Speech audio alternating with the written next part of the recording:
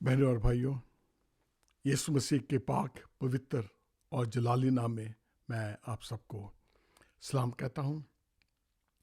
मुझे उम्मीद है कि आप सब खुदा के फजल से, उसके रहम से बिल्कुल तंदुरुस्त हैं।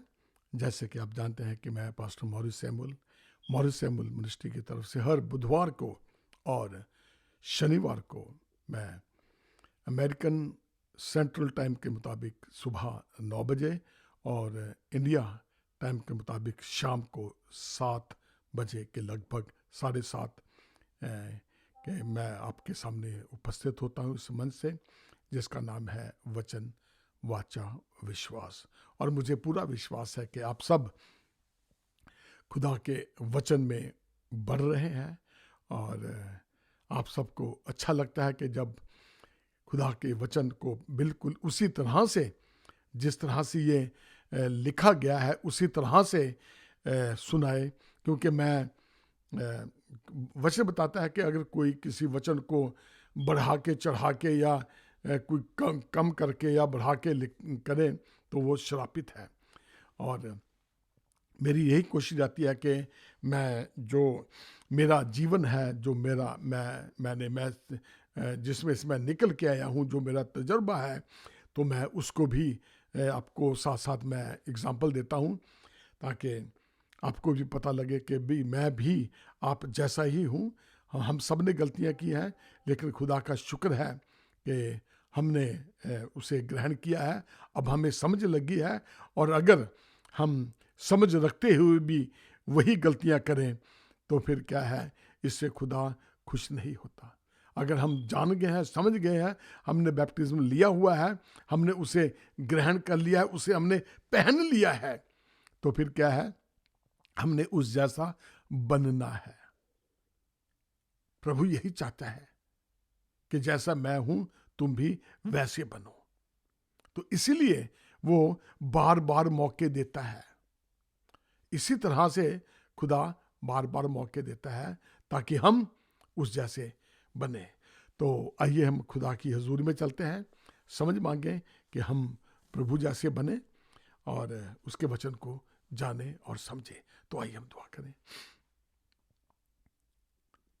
मेहरबान खुदा बाप, तेरा शुक्र है खुदावंद कि तूने हमें आज फिर ये मौका दिया कि तेरे वचन को हम जाने और समझे। मैं तो है प्रभु, जितने भी लोग आए तेरे वचन को सुने इस टेक्नोलॉजी के माध्यम से, सबके दिलों को छू। अगर कोई भटक गया है उसे बुद्धि दे, ताकि जान सके कि यीशु मसीह ही खुदा है। मैं जो कुछ भी बोलूं खुदावंत, वो मेरा नहीं बल्कि तेरी तरफ से हो, और बोलने वाला पवित्र आत्मा हो। खुदावंत मुझ में होकर बातचीत कर, ताकि जैसा तेरा वचन लिखा है मैं उसको उसी तरह से पेश कर सकूं। जितने भी सुने सबको आशीष देना, बुद्धि देना, यीशु मसीह के नाम से आमीन। मैंने पिछली दफा बताया था कि मैंने जो शीर्षक है वो यही है, पिछली दफा वाला, कि भटकती हुई पीढ़ी। लोग जब भटक जाते हैं तो थोड़ा उसको और आज आगे अच्छी तरह से बढ़ाते हैं, देखते हैं, सुनते हैं। तो जैसे कि आप जानते हैं कि मैं मॉरिस सैमुअल मिनिस्ट्री की तरफ से आपके सामने उपस्थित होता हूँ। तो अगर आपका किसी का कोई सवाल है, कोई प्रश्न पूछना चाहते हैं, तो मेहरबानी से आप मुझे व्हाट्सएप कर सकते हैं। नंबर है 2147636061। तो आप मैसेज छोड़ दें, मैं पूरी कोशिश करूंगा कि मैं आपसे संपर्क स्थापित कर सकूं। तो आइए खुदा के वचन में चलें। नीति वचन 14 चैप्टर 14 वर्स 14 में, जिसका मन ईश्वर की ओर से हट जाता है वह अपनी चाल चलन का फल भोगता है। बहुत सख्त लफ्ज है इस चीज के।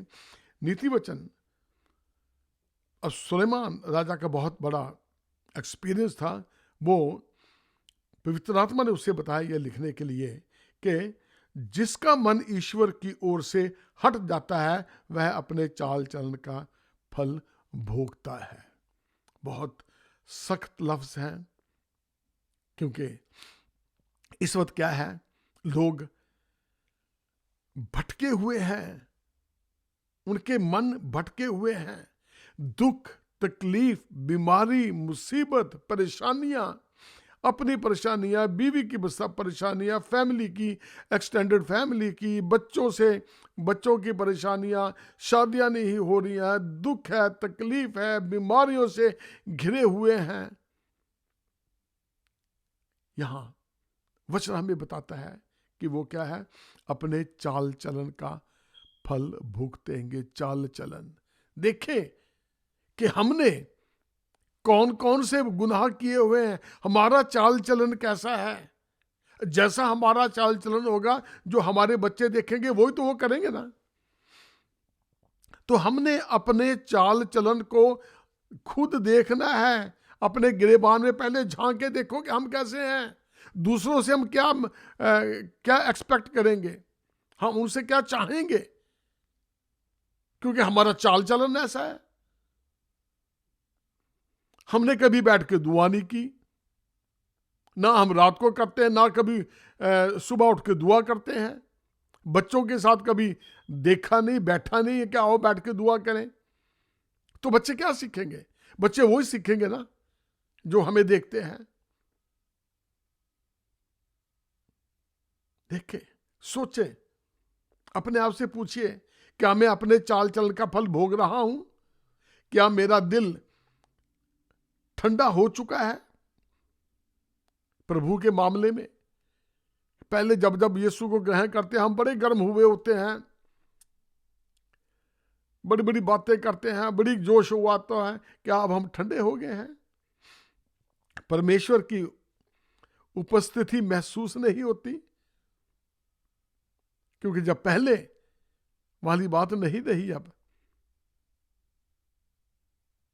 जब आशीषें मिल गई, पहले बड़ी दुआ करते थे, हर वक्त चर्च जाना, खुदा का शुक्र करना, धीरे धीरे हम बढ़ते चले गए और एक दिन अब ऐसा आ गया है कि अब हम खुदा से दूर हो गए हैं और उसकी जो हजूरी है हमें महसूस नहीं हो रही है। क्यों? क्योंकि ठंडे हो गए, उससे दूर हो गए हैं, हम भटक चुके हैं। सिंपल सी बात। सोचिए, अब पूछिए अपने आप से। हर समय गंदे ख्याल आते हैं, चर्च जाने को मन नहीं करता। क्या आपको याद है कि आपने कब उद्धार पाया था और अब पूरी तरह से पीछे हट चुके हैं? तो जान जाएं कि आप अपने चाल चलन का फल भोग रहे हैं। ये मैं नहीं कर रहा, ये वचन। क्योंकि गुनाह ही एक ऐसा रीजन है जिसकी वजह से हमें, जिस सिन की, गुनाह की वजह से सारी दुख तकलीफ, बीमारी, मुसीबतें आती हैं। और कई दुख तकलीफ इसलिए आते हैं कि खुदा हमें एक लेवल और ऊपर करता है, खुदा हमें कुछ सिखाना चाहता है। लेकिन मोस्टली जो बीमारी है, तकलीफ है, आजमाइशें हैं, हम आजमाइश में खुद फंस जाते हैं। कलाम हमें क्या बताता है कि खुदा किसी को दे के उसको आजमाइश में नहीं डालता, बल्कि हम खुद अपनी इच्छाओं को पूरा करने के लिए आजमाइश में फंस जाते हैं। और नतीजा ये होता है कि दुख तकलीफ हम आके घेर लेते हैं। जांचें, परखें अपने आप को, क्या हम अपने गुनाहों की सजा भुगत रहे हैं?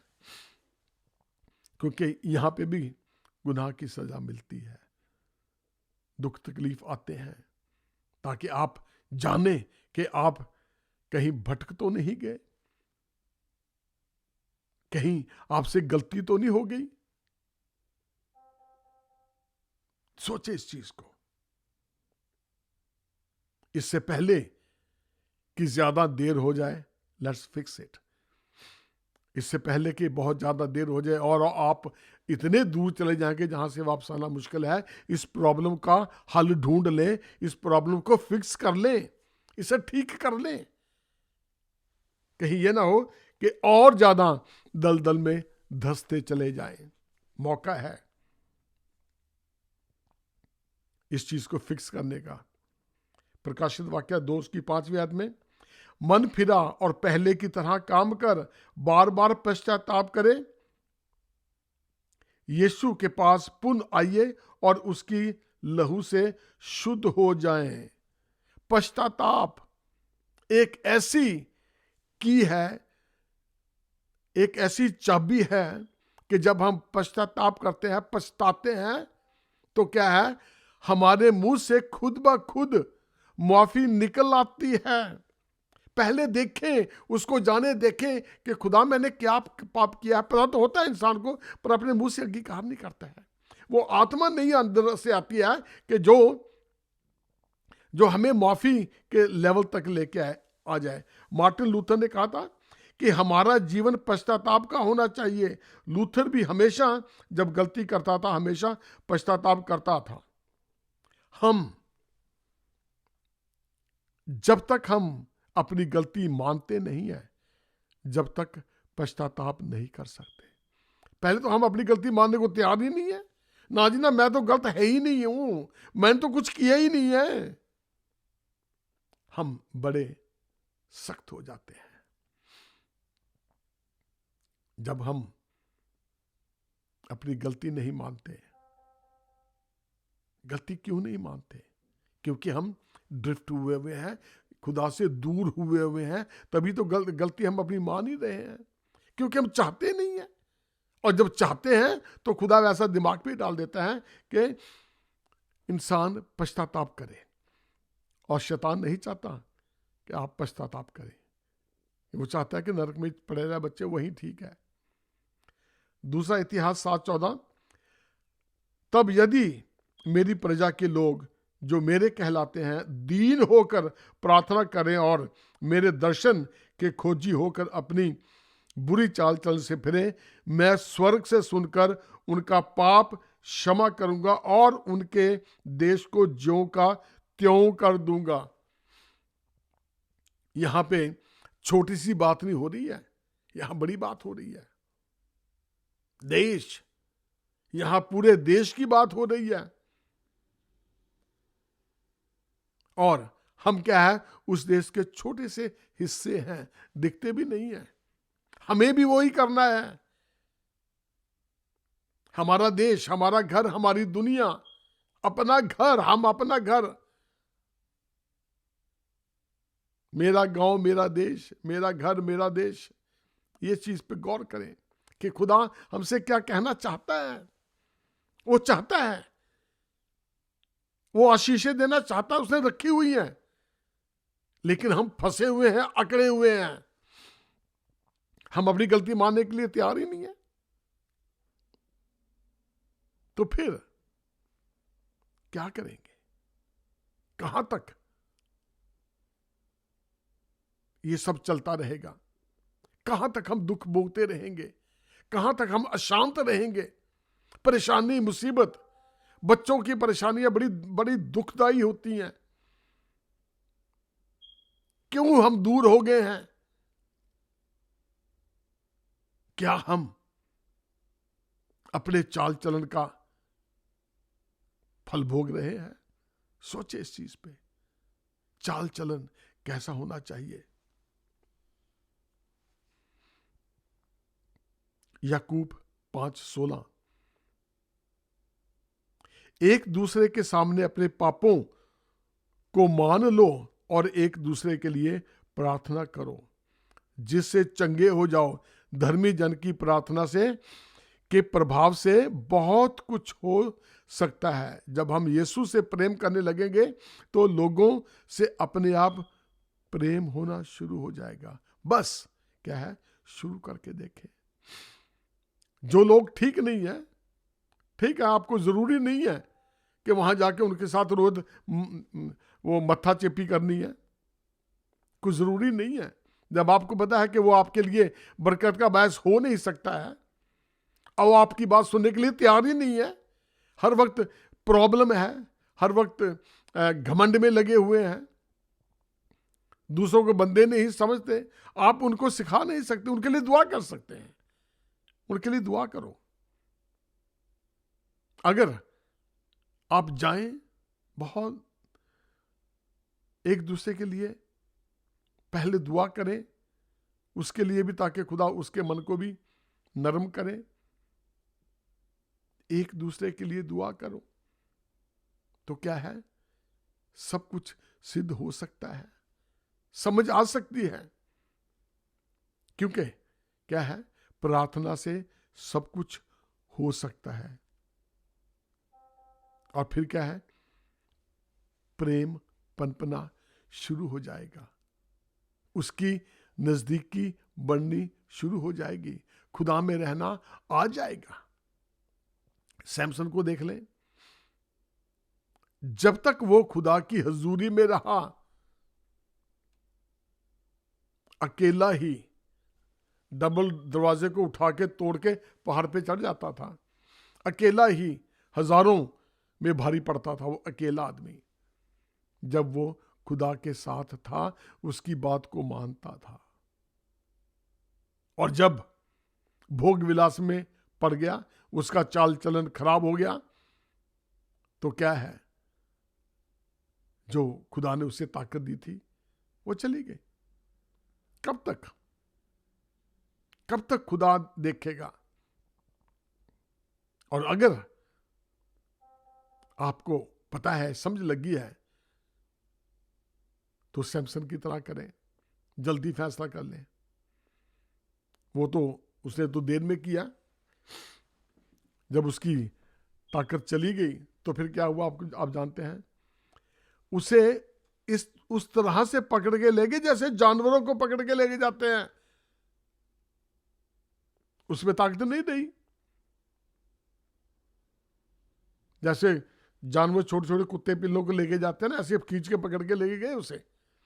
आंखें खींच दी, आंखें उसकी खींच दी अंदर से, बिल्कुल अंधा कर दिया, डेले खींच दिए, बाहर कर दिए, जेल में डाल दिया, चक्की पीसने लग गया। फिर खुदा की याद आई,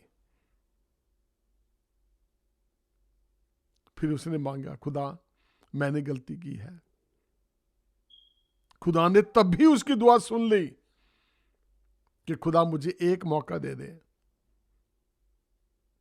और खुदा ने मौका दिया, उसकी ताकत वापस आई। इतने उसने पहले कभी नहीं मारे थे जितने उस दिन एक दिन में मार दिए। पोल थे जिसके ऊपर पूरी बिल्डिंग थी, उसने उनको बाहर की तरफ पुश किया, सबको गिर गया, कहा साथ में मैं भी मरूंगा। ये अंत था उसका। इससे पहले कि वो नौबत आए, अपनी प्रॉब्लम को फिक्स कर लो, देखो कि कहां पे मेरी समस्या है, कहां पे मैंने गलती की है। अगर आज बच्चे दुखी हैं, बच्चों की प्रॉब्लम है, तो कहीं ना कहीं कुछ सजा मिल रही है। देखें और जांचें, क्या मैं खुदा से दूर हो गया हूं?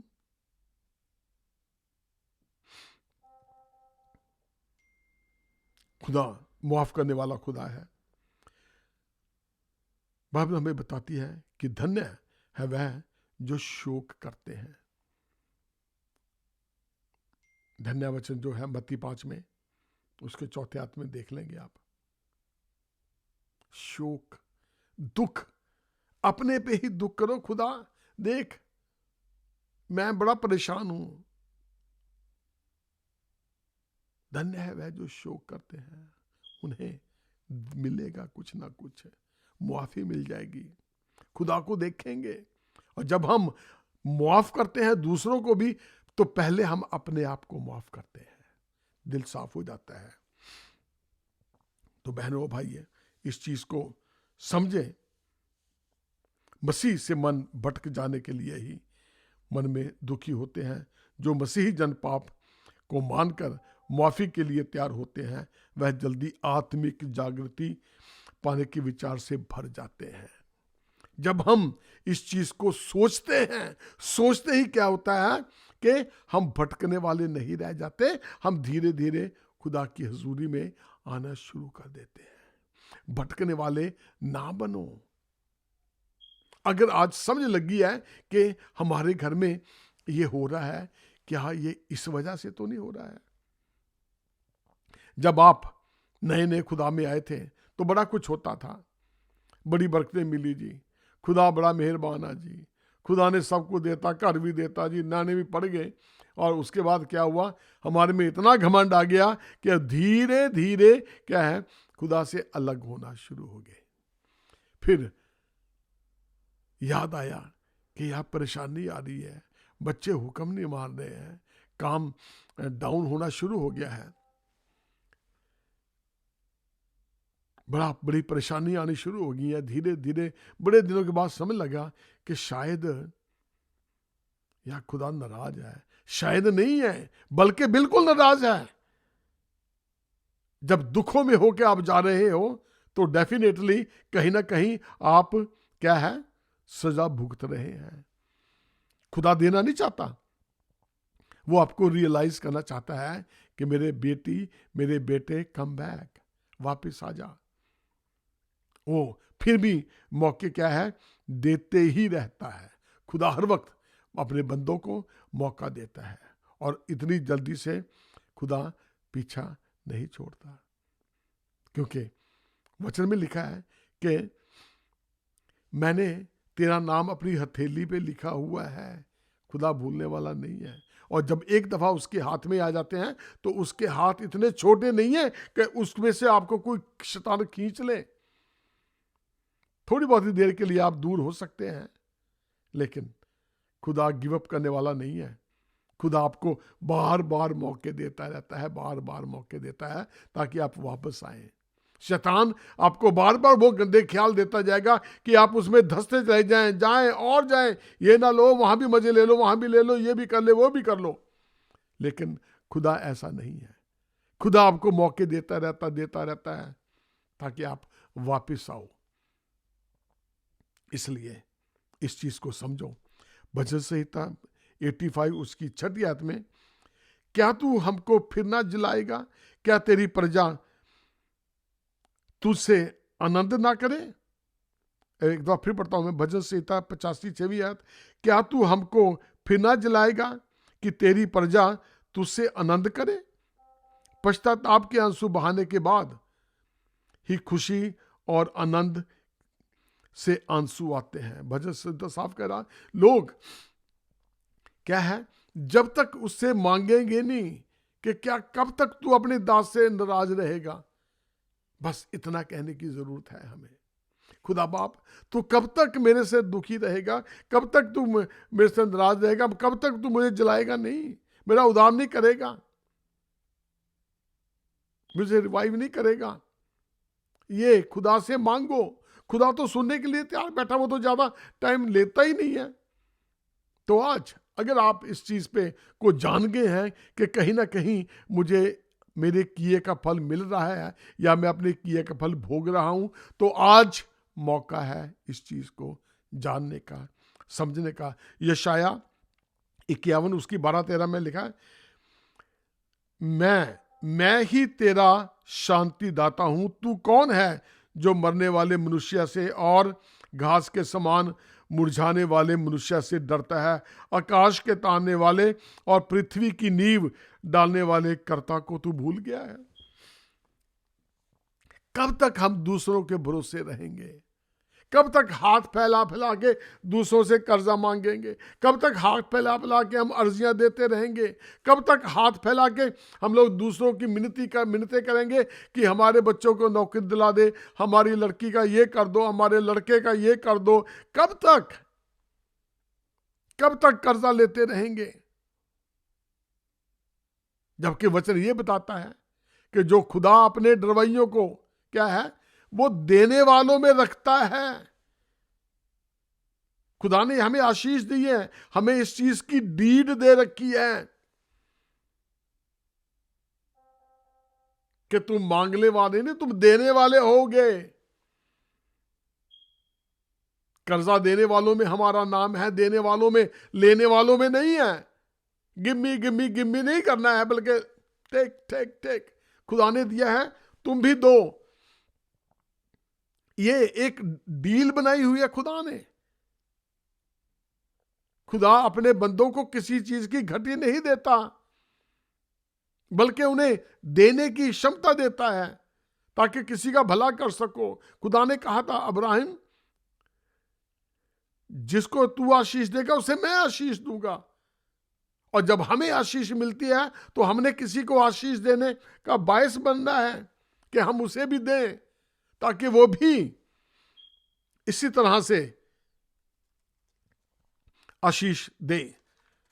बहनों और भाइयों, इस चीज को याद रखना है कि हमने भटकने वाला नहीं बनना। जैसे उत्पत्ति पिछले वहां में मैंने पढ़ा था 4:14 में, देख तूने आज के दिन मुझे, ये कह रहा है कि इस भूमि पर से निकाल दिया और मैं तेरी दृष्टि की आड़ में रहूंगा और क्या, भटकने वाला और भगौड़ा रहूंगा, और जो कोई मुझे पाएगा मुझे घात करेगा। और जो भगौड़े हैं ना, वो भी खुदा की नजर में रहते हैं। ये ना सोच लेना कि खुदा हमें देखता नहीं है। खुदा सबको देखता है, अच्छे काम वालों को भी देखता है, बुरे काम वालों को भी देखता है। लेकिन जब टाइम आता है ना, तो खुदा वापस लाना भी जानता है। इससे पहले कि बड़ी देर हो जाए, बड़ी प्रॉब्लम हो जाए और फिर रो और इतनी दूर चले जाओ कि फिर शर्म भी आए। किसके पास जाए, कहां जाए? खुदा ही सहारा है। उस पॉइंट तक अपने आप को लेके ना आए कि फिर कहेंगे, ओ लोकी की सोचनगे, लोकी की आखणगे। सबसे बड़ा रोग क्या कहेंगे लोग, यही डर में ना रहना। कोई दिक्कत नहीं है, दोबारा से जिंदगी फिर शुरू कर लो, खुदा फिर उठाएगा। अगर गलती होगी कोई बात नहीं है, खुदा से कह दो, खुदा बस मैंने ये बेईमानी की कमाई मेरे से नहीं होती है, मैंने नहीं करनी है, बस मैं ईमानदारी से काम करूंगा, ईमानदारी की खाऊंगा, मेरी मदद कर। कोई बात नहीं है, आज ज़्यादा पैसा नहीं है, लेकिन आपकी इज्जत होगी, आपके बच्चे बड़े होंगे, वो अच्छे बनेंगे, वो आपको फिर उसी जगह लेके आएंगे। चुंगी लेने वाले की आपको याद है क्या कहा था उसने, कि आज ही मैंने जिसका लिया मैं 2 गुना देता हूं। मैं, वो चाहता था कि मैं सब आपको हेरा फेरी का सामान निकालू बाहर, और बच गया वो। आज अगर आप उनमें से एक हैं, इस चीज को जान गए हैं कि आप भटके हुए हैं और अब भटकना नहीं चाहते, और ना ही आप अपनी पीढ़ियों के लिए, अपने आने वाली बच्चों के लिए एक बुरी एग्जाम्पल बनना चाहते हैं, नहीं तो फिर लोग जब बड़े होंगे क्या कहेंगे, साडा बुढ़ा आ सीगा जी, अब बुढ़े ने साडा ये करता, क्या सानू मुसीबत चला के फसाता, साडे दादे ने, साडे परदादे ने, लोग फिर ये गल्लां करदे ने। देखें, अच्छी एग्जाम्पल देखें। मैंने ऐसे लोगों देखे हैं जो दादे परदादे तक हैं और बच्चे उनकी कदर करते हैं। वो अपने बच्चों के लिए, ग्रैंड बच्चों के लिए अच्छी एग्जाम्पल बने हुए हैं। दादा पादरी, उसके आगे बच्चे भी पादरी, के उसके बच्चे भी खुदा में बढ़ रहे हैं। खुदा जनरेशन की तरफ देखता है, उन्हें आशीष देता है, किसी चीज की कमी नहीं है। कोई जरूरत नहीं है कि जमीन जायदाद नहीं है, कोई जरूरत नहीं है कि अब बहुत बड़ा नाम नहीं है, कोई दिक्कत नहीं है, लेकिन यह है कि उनकी इज्जत है, लोग उनको मानते हैं कि अच्छे आदमी है। कोई ये नहीं कह सकता, ओए आ देखो फलाना जा रहा, और फलाने की औलाद इदा दी है। नो, अच्छे बनो। खुदा चाहता है कि अच्छे बने, क्योंकि क्या कहता है मसीह ने, क्या कहा, मुझे देखो जैसा मैं हूं वैसे बनो, मैं पाक हूं तुम भी पवित्र बनो। हमने पाक बनना है। अगर भटक गए हैं, अलग हो गए हैं, तो क्या है, वापस आओ, समझो इस चीज को। आज मौका है, अपनी प्रॉब्लम को क्या है, उसके फिक्स कर लो पूरे तरीके से। खुदा माफ करने वाला है और वो तैयार है। तो आइए हम दुआ करें और मांगे कि खुदा बाप, मैं वापस आना चाहता हूं, मैं खो गया था, तूने मुझे ढूंढ लिया है, मुझे अब अपने सीने से लगा के रख। खुदा आपको आशीष दे। आइए हम दुआ करें। मेहरबान खुदावन, तेरा शुक्र है प्रभु, तेरे वचन के लिए। मेरी दुआ है उन सब लोगों के लिए जो आज अगर जो महसूस करें कि मैं भटक गया हूं, मैं भटक गई हूं, मैं वापस आना चाहती हूं। खुदा बाप, तू सबको आशीष दे, वापस लेके आ, ताकि तेरे नाम को जलाल दे सके, तेरे नाम को ऊंचा उठाए, तेरे राज्य को बढ़ाए। खुदावंत, सबको बड़ी आशीष देना, समझ देना। ये दुआ मांगता हूं तेरे प्यारे बेटे यीशु के नाम से, आमीन।